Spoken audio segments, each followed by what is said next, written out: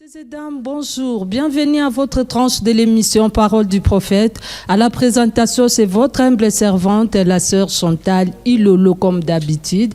Cette émission a pour but de vous informer, édifier votre foi en Jésus-Christ, à développer votre vie spirituelle à travers le pensée de Dieu et le message au peuple de Dieu et à la nation. Je ne suis pas seule sur ce plateau, je suis accompagnée d'un homme de Dieu, lui c'est le prophète Moïse Mwamba, visionnaire du ministère prophétique Char d'Israël.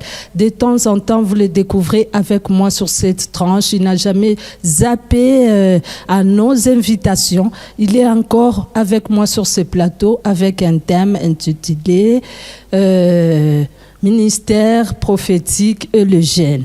Nous allons d'abord recevoir l'homme de Dieu. Papa, bonjour. Bonjour. Bienvenue encore de vous savoir sur notre tranche de l'émission Parole du prophète. En tout cas, merci, le plaisir est partagé. Ok, papa. Aujourd'hui, nous allons aborder un thème qui est le ministère prophétique et le jeûne. Oui. Oui, papa. C'est vraiment un thème très pertinent. Les gens vraiment sont à l'écoute de nous suivre de partout. Ils sont vraiment curieux parce que la plupart des gens disent que le jeune prophète, le prophète du moment, donc ils sont trop charnels et ils ne conservent pas les rappels. Papa, qu'en dites-vous? En tout cas, je tiens d'abord à vous remercier et je salue tout le monde et tout le ministre de Dieu ici présent. Et l'une des choses que je vais dire aujourd'hui, le ministère prophétique est parmi, vous devez savoir, est parmi les 5 ministères que Dieu nous a donnés. Amen. Et si vous me posez la question de savoir que le ministère et le jeûne, donc nous devons savoir que, comme la Bible nous dit ceci, au dernier jour, je répandrai mon esprit sur toute chair. Yes. Et lorsque nous lisons en Joël que Dieu a déjà prévu que l'Esprit de Dieu se répandra aussi sur le jeûne. Yes. Vous devez savoir que ces temps que nous vivons, beaucoup de jeunes se mettent encore pour exercer les ministères prophétiques, oui. à travers l'accomplissement aussi de la prophétie de Joël. Donc, en gros, ce que je dois dire par là est que le ministère n'a pas d'âge. Yes. Parmi les 5 ministères. Si aujourd'hui nous parlons sur le prophétique, je devais savoir que c'est quelque chose qui est vraiment basé et c'est quelque chose qui est, donc c'est l'une de ministères qui est parmi les gens en parlent partout à gauche et à droite. Oui, c'est un peu ça. Les gens en parlent partout et il y a beaucoup de critiques concernant le ministère prophétique. Trop de critiques. Les gens aussi se plaignent, ils disent que non. Beaucoup de jeunes, le prophète du moment, donc ils ont tendance à mettre le matériel avant le spirituel. Même avant d'aborder, une sœur demandait sa main. Là, ils cherchent d'abord à passer par la prophétie pour tenter d'avoir la sœur et pour proposer une sœur avant de le prendre en mariage. D'après notre sondage, les gens disent que non, ils peuvent proposer même 10 sœurs, mais lors de l'annonce de son mariage, là, ils trient l'une d'entre elles et celle dont la vie est stable. C'est pas elle, même sa famille, elle est stable. Donc, il poursuit les matériels d'après nos sondages. En tout cas, selon votre question, je dois répondre parce qu'il y a des volets. On va commencer par les matériels que vous dites. Oui, papa. Et vous deviez savoir que je dois répondre quelque chose que tout le monde sait. Yes. On sait bien que dans la Bible, même quand le général Naaman a pris le temps d'aller voir Élisée, il avait pris les présents. Oui. Donc cela veut dire que le présent que vous amenez devant un prophète, il peut refuser ou il peut accepter. Oui. Ça, c'est un. Et ce n'est pas toujours le matériel que nous, les prophètes, nous envisageons. Non, ce n'est pas ça. Écoutez, ni le prophète chez soi, mais je dois expliquer que où est que quelqu'un peut te dire que tu dois amener ça dont il exige. Alors, si nous pouvons parler sur les thèmes ou sur le moment d'abord de mariage. Écoutez, le moment où quelqu'un veut s'engager dans le mariage, le moment où quelqu'un veut faire sa demande au mariage, nous devons savoir et nous devons être d'abord très présent et très verdict que parmi les gens d'abord qui s'entassent ou soit qui viennent autour d'un prophète ou dans un ministère prophétique, il y a beaucoup de femmes que les hommes. Yes. Donc, ce n'est pas toujours, on peut dire qu'un prophète a dit qu'il va épouser 50 femmes, 100 femmes, non. Aussi, il y a d'autres personnes qui arrivent ou soit qui viennent dans les ministères parce qu'ils voient que le prophète est célibataire et il peut le marier, mais le moment où il peut arriver à un moment que... À faire un choix. Oui, et au moment où il va faire un choix, vous devez vous rendre compte que l'église c'est vide.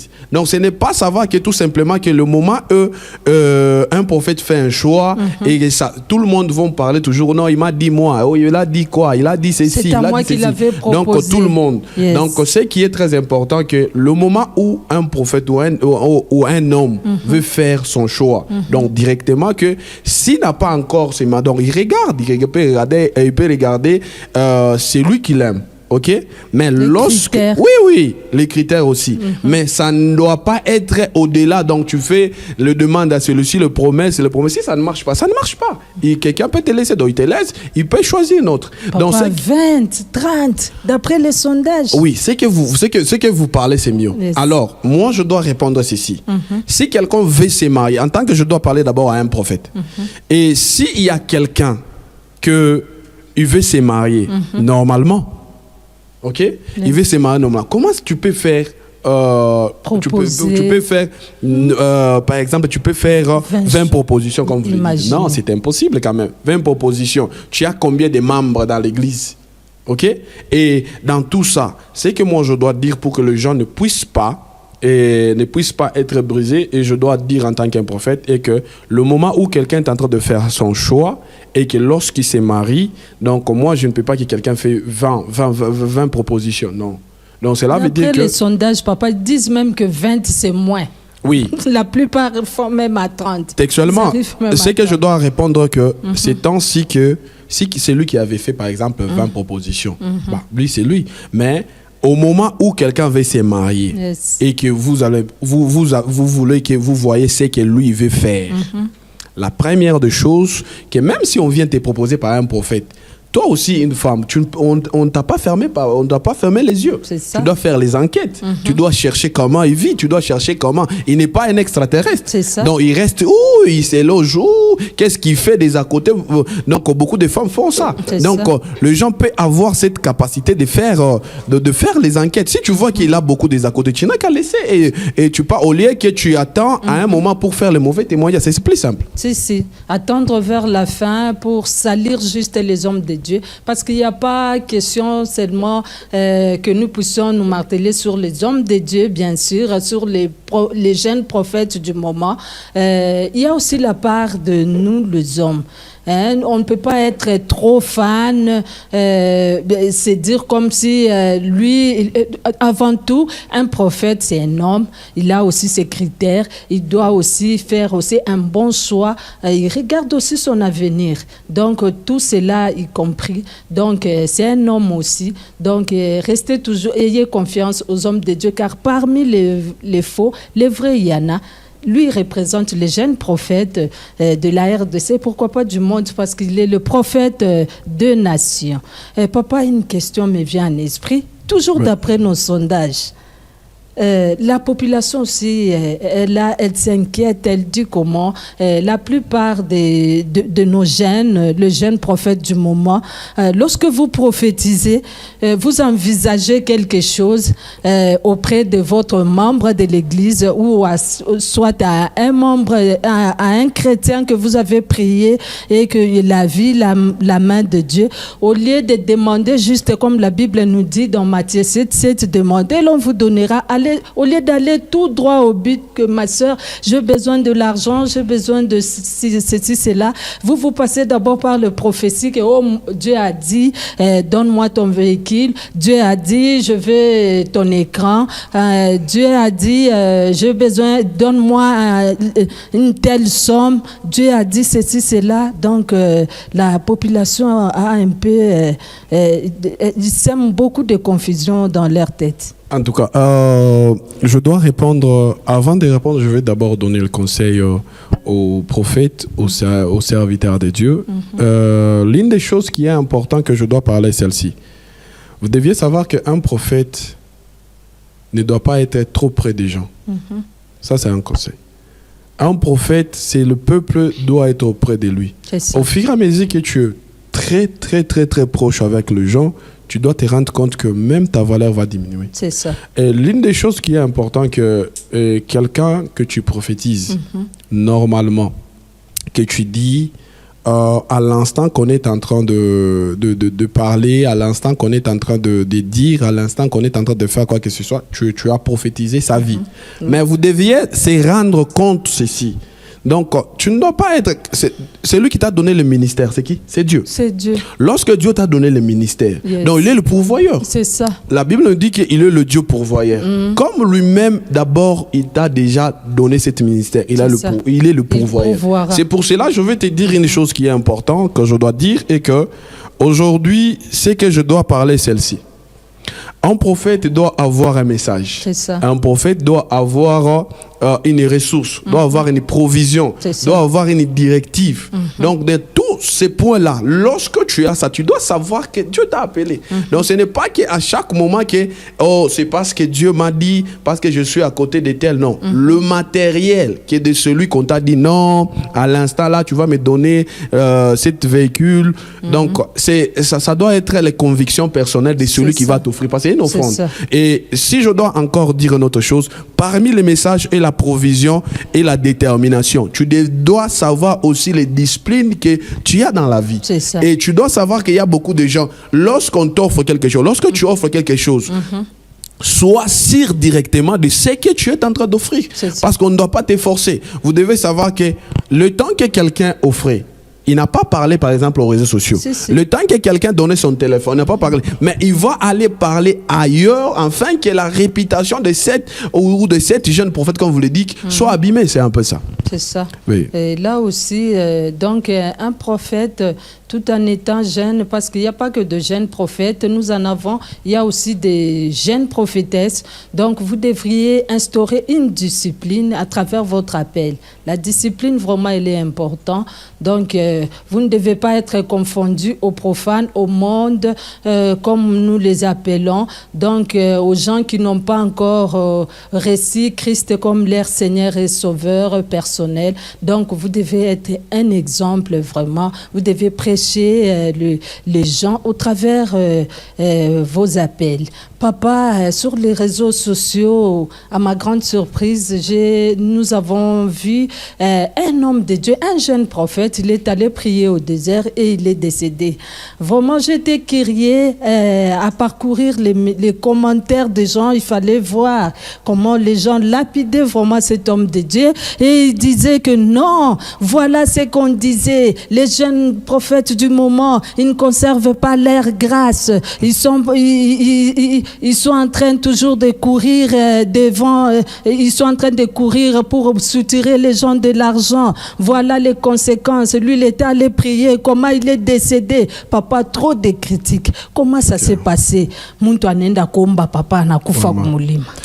tout cas, je dois répondre cette réponse, je dois le dire. Alors, premièrement, d'abord, paix à son âme, le prophète, que même si du près comme ça, on ne s'est pas vu, mais je sais bien quand je dois vous dire quelque chose qui est important. Vous deviez savoir bien que chaque prophète et chaque homme de Dieu, et si je dois d'abord répondre, je dois dire qu'il y a 5 ministères. Pourquoi dans les réseaux sociaux, il n'y a que le prophète? Vous savez pourquoi? Je vais vous le dire ceci. Si un pasteur, un bishop ou quelqu'un fait un problème, là, il n'y aura pas quelque chose qu'on doit publier. Mais si un prophète fait quelque chose, vous devez savoir que ça va alimenter tous les réseaux sociaux. Et pourquoi je dis cela? Parce qu'un prophète, selon ce que les gens voient, un prophète est censé être un modèle parce qu'il transmet ou soit il parle quelque chose de la part de Dieu. C'est ça. Pour notre frère, pour le prophète qui est mort, on devait savoir d'abord, avant qu'on parte sur le plan spirituel, peut-être qu'il avait un problème de santé, mais les gens ont dit qu'il y avait la foudre lui a frappé. Et je dois dire quelque chose qui est important. Et vous deviez savoir bien qu'un homme de Dieu a toujours un mandat et un temps que Dieu lui a déjà fixé. Si Dieu avait déjà prévu que ces jours-là, il va lui prendre. C'est Dieu lui-même qui avait fait. Et une autre chose que je dois dire, ce n'est pas parce qu'il est mort à la montagne, il est devenu un péché. Ce n'est pas d'abord qu'il est mort à la montagne, c'est parce qu'il a fait, je ne sais pas quoi, les gens sont en train de parler.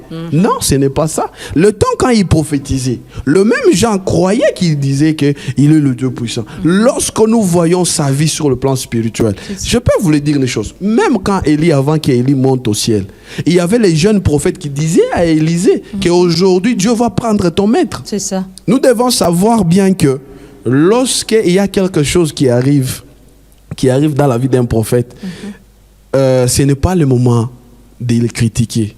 Ce n'est pas le moment de faire des... J'ai vu des gens qui ont fait même des lives. Mais si je dois vous expliquer bien que si c'était que Dieu avait prévu enfin qu'il puisse le prendre. Donc c'est un peu ça. Et ce que je dois dire qui est important, vous deviez savoir que à l'instant qu'on est en train de parler, rien ne s'est pas levé pour dire que là où c'est Dieu qui l'avait pris. Moi, je vais vous assurer aujourd'hui, il avait rendez-vous avec Dieu et Dieu avait prévu qu'il puisse quitter ce monde à travers ces conditions. Ok, papa, le dernier message que vous pouvez lancer au peuple de Dieu qui nous ont suivis. Vous êtes un modèle, donc vous devriez prêcher même à travers vos accoutrements, les jeunes prophètes du moment. Avec tout le respect que je vous dois, vous êtes les hommes de Dieu, vous nous édifiez vraiment et vous nous consolez à travers la grâce que Dieu vous a donnée. Papa, dites un mot aux jeunes prophètes, lancez un message vraiment aux jeunes prophètes que vous êtes, aussi à la population. Comment doit-il se comporter? C'est vice-versa. La population aussi, comment doit-il vraiment... ils sont obligés à se mettre d'accord avec les hommes de Dieu parce qu'il y a en nous le discernement. Ok, ce que je dois dire, que je sais bien qu'à la prochaine, ça c'est une demande, à la prochaine, j'aimerais que cette émission doit être en dévolée. On aura besoin d'un prophétesse. D'accord. On aura besoin d'un prophétesse. Une prophétesse, elle sera là. Donc, je demande de partout là où il y a celui qui est inspiré. C'est ça. Celui qui est inspiré, qui peut passer à l'émission. Moi, je vais le prendre en charge. L'une des prophétesses capables peut venir. On peut mettre le point, parce que là, on est en train de parler sur le prophète, mais aussi il y a aussi les prophétesses. La prophétesse aussi mais doit vous être devez là. savoir que le temps que je suis en train de parler, un prophète a toujours un manteau. Je peux dire qu'un prophète, son habillement peut prophétiser. Son ombre peut prophétiser. Sa manière de se mettre debout peut prophétiser. Mais à ces temps-ci que nous les jeunes, c'est que moi je peux dire, je ne peux pas dire les remarques, mais j'ai toujours quelque chose qui est en train chaque fois de me faire du mal. Donc c'est sûr que nous entrons dans les retraites, nous entrons à la montagne, nous prions, mais de la manière que nous filmons, c'est bien. Mais j'ai déjà vu que les gens se filment et le temps qu'ils sont en train de se filmer directement, tu vas voir qu'il y a quelque chose qui ne va pas. Les gens commencent à critiquer. Mais ce que moi je vais parler, celle-ci. De la même manière qu'on est en train de parler, de la même manière qu'on est en train d'évoluer, l'une des conseils que je peux vous dire est que multipliez les efforts. Personne ne doit pas vous faire arrêter de prophétiser. Je parle ça bien. Personne ne peut pas nous arrêter à prophétiser. Tant que Dieu existe, on va prophétiser. N'oubliez pas que Jézabel est là. N'oubliez pas que Akab est là. N'oubliez pas qu'il y a les gens qui sont en train de vouloir nous faire taire. Moi, je parle en qualité d'un prophète. On ne doit pas s'arrêter de prophétiser. De partout, de là où tu es. Mon frère, ma soeur prophétise par de la part de Dieu. S'il y a de faux prophètes, il y a de vrais prophètes.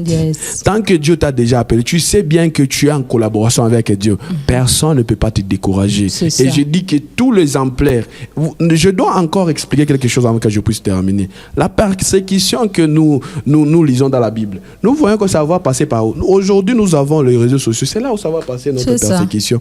Et ce que je dois dire est que une autre chose est très important et que Dieu continue à nous protéger parce qu'il y a beaucoup de défis à relever et que c'est un peu ça. Que Dieu nous protège également, que Dieu aussi nous donne l'esprit de discernement, nous peuples de Dieu.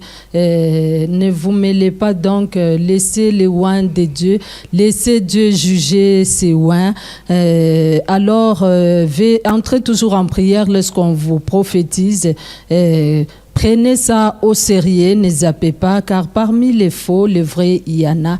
Ce message vous a été bénéfique. Vraiment, l'homme de Dieu nous a éclairé. Tapotez, partagez cette émission de partout où vous nous suivez, en Belgique, en France, à la diaspora, partout où vous nous avez suivis. Cette émission vous a été vraiment bénéfique. Vraiment, elle vous a vraiment montré le chemin, car Jésus est le chemin, la vie et la vérité. Nous sommes sur YouTube, sur TikTok. Nous, c'est le ministère prophétique Char d'Israël. Papa, veuillez nous conduire en prière pour chuter à notre émission. En tout cas, vraiment, je dois prier. Tendre Père, je suis en train de prier, Seigneur, pour tes serviteurs et pour ton peuple. Que chaque personne, Seigneur, qui a la grâce prophétique en elle, Père, j'aimerais que tu puisses le protéger. Donne-lui la force, Seigneur. J'aimerais que les prophétiques, Seigneur, continuent à couler en nous. Je prie ainsi avec action de grâce au nom de Jésus-Christ. Amen. Amen, amen. De partout où vous nous avez suivis, je pense que vous avez été vraiment bénis, édifiés à travers cette émission. C'était le ministère prophétique Char d'Israël. C'était le jeûne et le prophétique.